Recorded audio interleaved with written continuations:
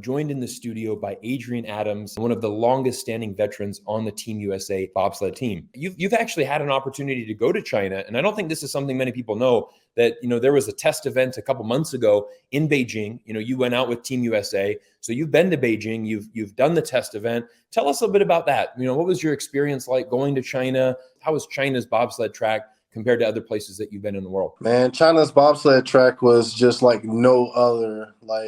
Really? The presentation that they present out there is just absolutely awesome. Nice. I want to talk a little bit about, U.S. and China. The United States has implemented a diplomatic boycott. Does that affect you as an athlete? Honestly,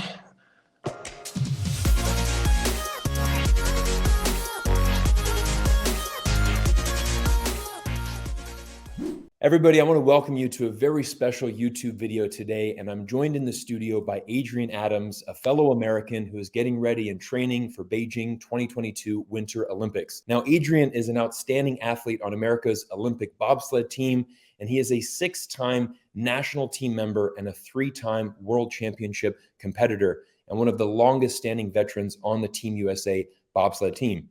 Now, Adrian joins us this evening from Winterberg, Germany, where he just raced the finale of the Europa Cup season. And it is an absolute honor to welcome in Adrian to our studio to share his thoughts and expectations for Beijing 2022. Adrian, thank you so much for joining us tonight. Hey, how you doing? Absolutely. I'm glad to be here and talk to you.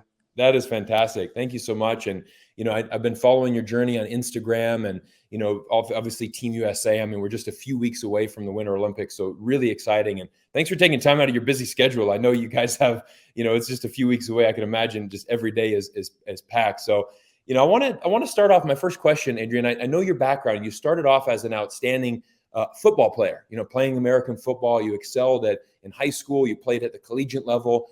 Tell us about that transition. When did you first want to become a bobsled athlete, and what got you interested in the sport, and what do you love so much about the sport? So, long story short, my father was a bobsledder for Team USA, and so growing up, following him do the sport just a little bit and such, and it was something that was always like in the back of my mind, like, hey, I might try that one day.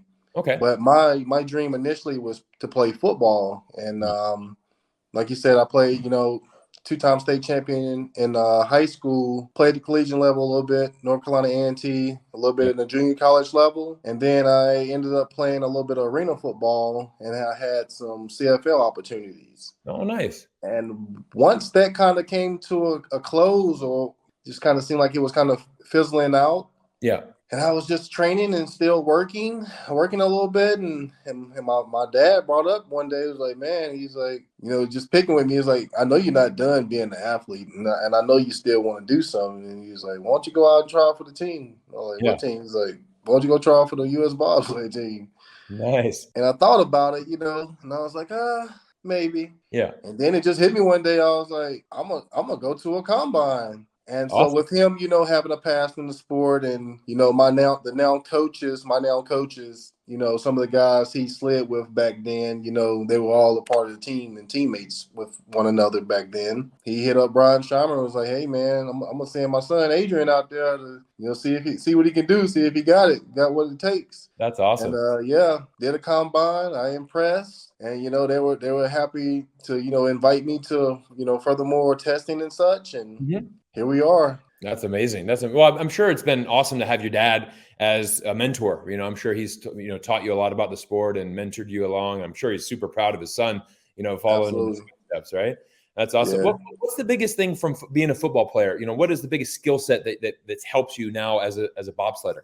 So bobsled, you got to be very strong and very fast. It's a combination of both, being explosively strong and fast. So myself, I'm obviously very strong, and I carry a lot of speed. Yeah. So that helped me along the way in coming in and doing the testing combine and such. We do they test some different things in your strength, and then they test you like your 30-meter. Okay. And so being pretty fast, man. Yeah, I mean that transition was pretty easy for me. That's awesome. So, I mean, you as a football player, right, you got to be strong, you got to be fast, and then those are basically your two best attributes for being a bobsledder, right? Because it's all about the start, right? You got to get out of the gates hot, you need to push that sled, then the timing and everything. It's an amazing sport. I've always really enjoyed it. And I can imagine just how much you guys practice that start and everything involved. I mean, it's pretty amazing. Let's talk about this, because you've actually had an opportunity to go to China. And I don't think this is something many people know, that, there was a test event a couple months ago in Beijing. You went out with Team USA. So you've been to Beijing, you've done the test event. Tell us a little bit about that. What was your experience like going to China? How was the test event? And then tell us about the track. How was China's bobsled track compared to other places that you've been in the world? Man, China's bobsled track was just like no other. Like, really? The presentation that they present out there is just absolutely awesome. Nice. And I mean, the experience in itself was, different, being in the COVID-19, time. Right. You wasn't able to, move as much, but obviously we're there for business, and that was my main goal, to go there and figure out and test out the track with my teammates. It's built like, and it's just like no other. Like, it's not like insanely crazy to like maneuver down necessarily, but it's technical, and it's hard to get down fast. Is every track that you competed, are they completely different, or do they have elements that are the same? Definitely completely different. And amongst every, different tracks that you experience, a lot of different things, and such as like the weather, for instance. Okay. Or some tracks are longer than others, like for time. Okay.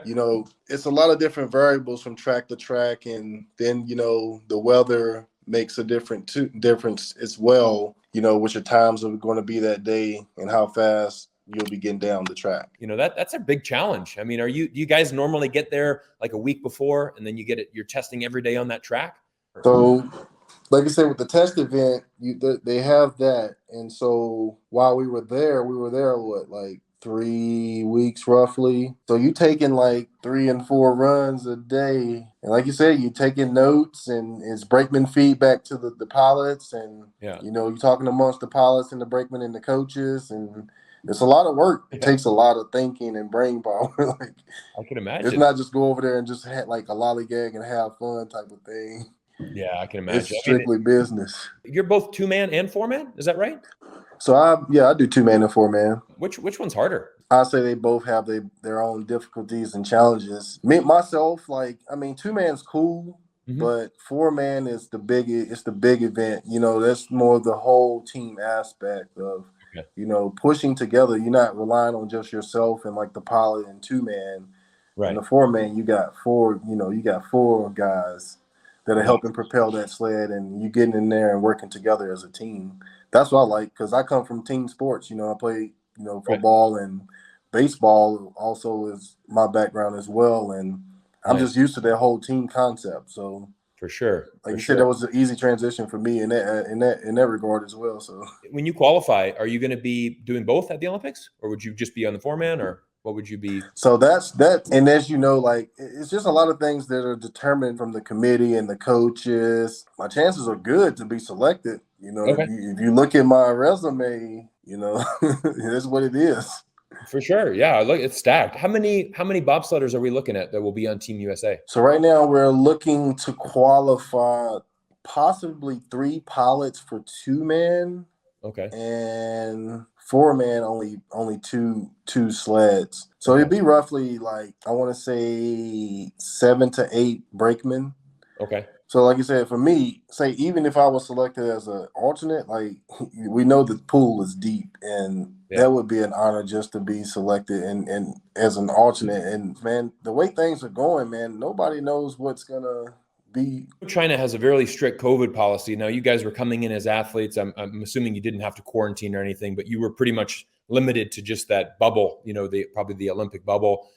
Did you get to have any interaction with some people while you were there, or were you pretty much just at the track and then out afterwards? No, man, when we came into the airport, like, it was on, to a bus, you get tested, then you on the bus, and they take you right to the venue where they had us like housed in like a gated community.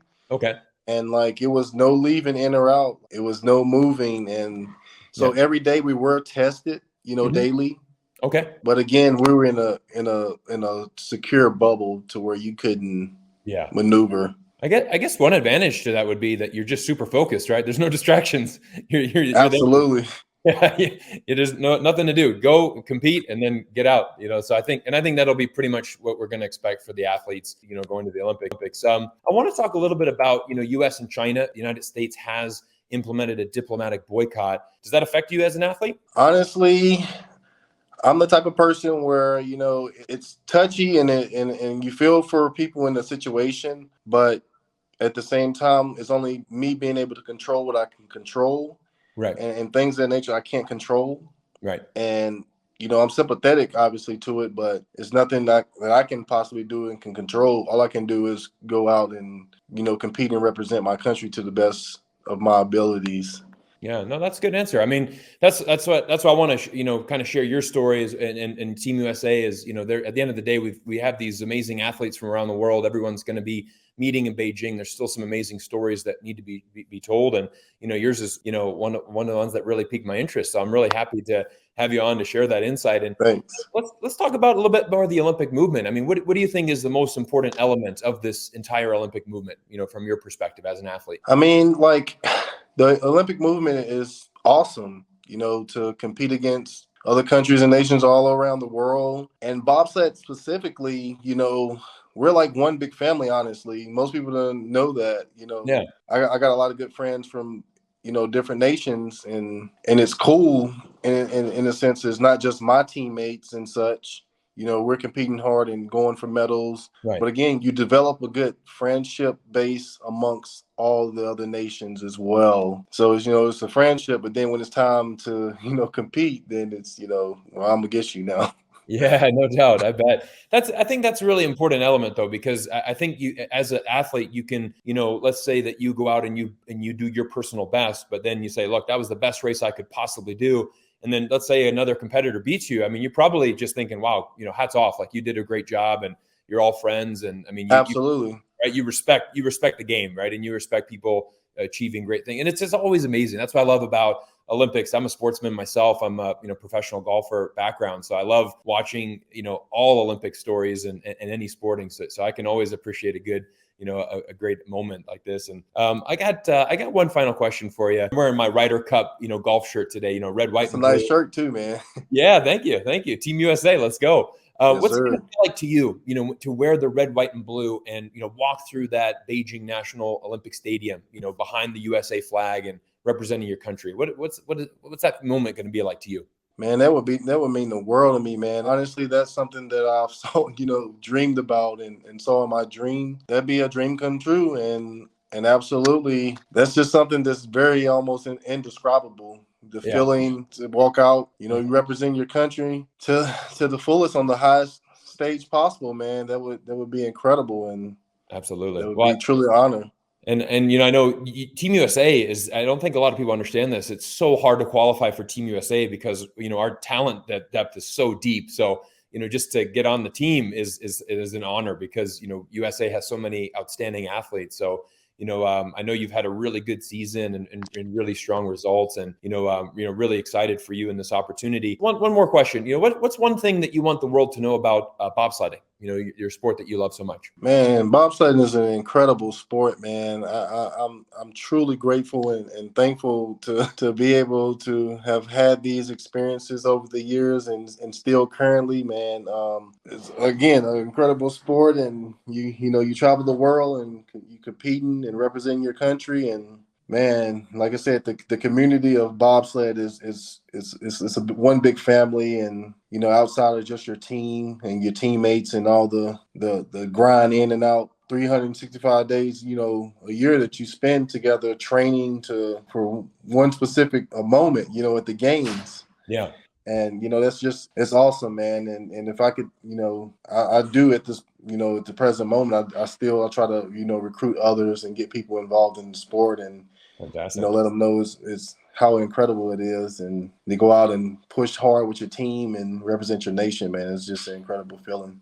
Well, I think your story can really help a lot of, can inspire a lot of other Americans. A lot of guys that have that football background, that have the same skill set as you. Your story is going to inspire others. So Adrian, thank you so much for joining me today. We're going to wrap it up there. And just what's the best way to follow your story? Is it to follow you on Instagram? Yeah, you can follow me on Instagram at Adrian Adams USA.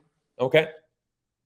Fantastic. All right. Well, I'm going to put the link down below for people to follow your journey. And anything else you want to say as we end this episode today? It's an honor to talk to you today and share a little bit of my story. And look out for our Team USA, man. It's gonna be a good one, man. I think we're gonna have some chance to do some really good things. I'm so excited. Well, Adrian, thank you so much for taking time out of your busy schedule. I know being an Olympian and training so hard and dedicating your life to this. I want to thank you for all the work that you do.